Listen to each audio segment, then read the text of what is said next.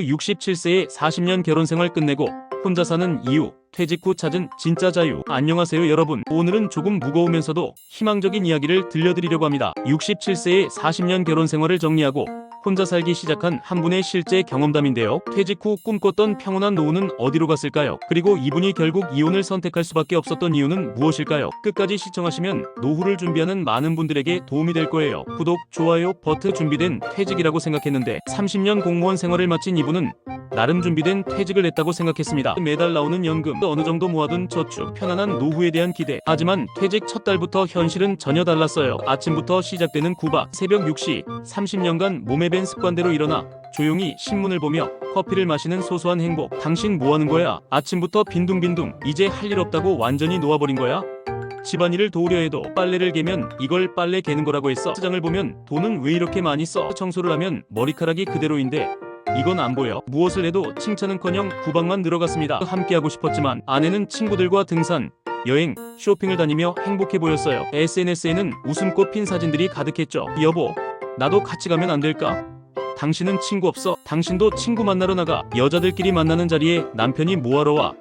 그 순간 깨달았습니다. 아내에게 저는 함께 시간을 보내고 싶은 동반자가 아니라 그저 집을 지키는 사람일 뿐이었다는 걸. 밥 한 끼도 자유롭지 못한 현실. 어느 날 점심시간, 이제 삼시세끼 차리는 것도 지겹다. 나도 지쳤어. 당신이 알아서 드세요. 그래서 조용히 라면을 끓여 먹었는데 당신은 혼자만 챙겨서 좋겠다. 가족 식사는 생각 안 해도 되니까 차려달라고 한 적도 없고 혼자 먹으라고 해서 그렇게 했는데 그마저도 구박의 이유가 되는 현실에 말문이 막혔습니다. 취미생활마저 허락받아야 하는 살, 평생 즐겨온 낚시, 또 돈 쓰러 나가는 거야? 돈 안 드는 취미도 많은데 서예를 배우고 싶다고 하니 나이 들어서 쓸데없는데 돈 쓰지 마. 그 돈이면 생활비에 보태지. 기타를 배우고 싶어도 이 나이에 취미생활에 돈 쓸 여유가 어디 있어. 차라리 알바라도 해서 돈 벌어와. 그 순간 깨달았습니다. 아내 눈에 저는 사람이 아니라 여전히 돈 버는 기계였다는 걸. 그날 밤 TV를 보고 있는데 아내가 무심히 던진 말, 연금만으로는 생활이 안 되니까 시간만 축 내고 있지 말고 경비원 자리라도 알아봐. 한 살이라도 젊을 때 구해야지. 이 말이 제 자존심을 송두리째 흔들었습니다. 30년간 성실히 일해서 얻은 연금마저도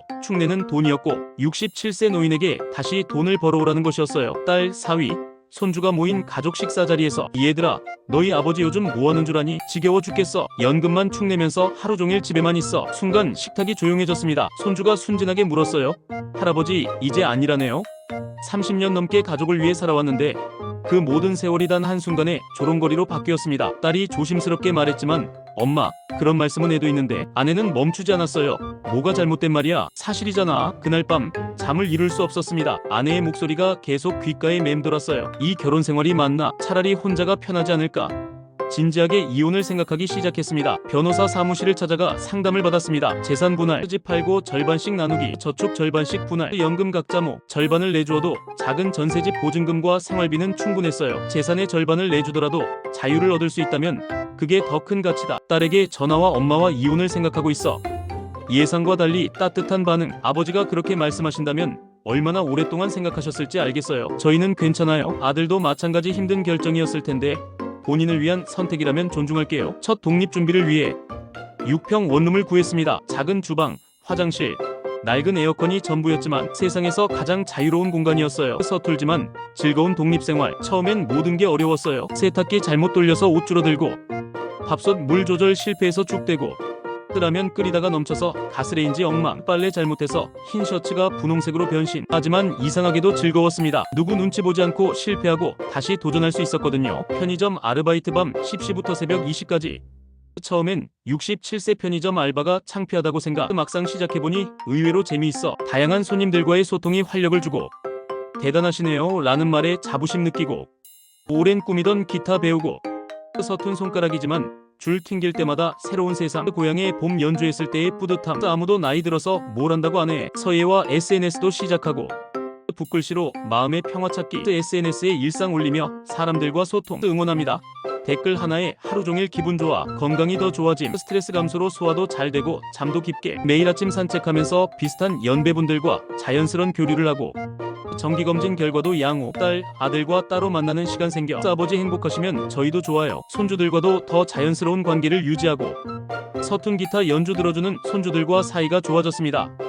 편의점 동료들과 좋은 관계를 유지하고 기타 학원에서 만난 또래 친구들, 우리 나이에 새로운 걸 배우는 용기가 대단해요. 돈은 줄었지만 연금 아르바이트로 충분한 생활, 비싼 음식은 못 먹어도 라면 하나 자유롭게, 치킨 혼자 시켜 먹는 소소한 사치도 오케이. 무엇보다 돈 쓸 때 눈치 안 봐도 됨. 돈은 절반으로 줄었지만 쓸 수 있는 돈과 자유는 2배가 되었습니다. 5가지 조언. 1. 무작정 참기만 하는 것은 답이 아닙니다. 존중받지 못하는 관계에서는 서로가 불행. 먼저 진솔한 대화 시도. 변화가 없다면 다른 선택 고려 필요. 2. 경제적 준비를 철저히 하세요. 재산 분할, 주거 문제, 생활비 구체적 계산, 변호사 상담 받아보기, 현실적 시뮬레이션 해보기. 3. 혼자 사는 기술을 미리 익혀두세요. 요리, 청소, 빨래 등 기본 생활 기술. 어려운 일 아니에요. 연습하면 됩니다. 4. 새로운 관계를 두려워하지 마세요. 혼자 산다고 외로운 것 아님. 오히려 건강한 관계 맺을 기회 더 많아져. 나이는 숫자일 뿐. 5. 자신만의 시간을 소중히 여기세요. 혼자만의 시간이 얼마나 소중한지 깨닫게 될 거예요. 하고 싶었던 일들 하나씩 시작해보세요. 67세의 새로운 시작.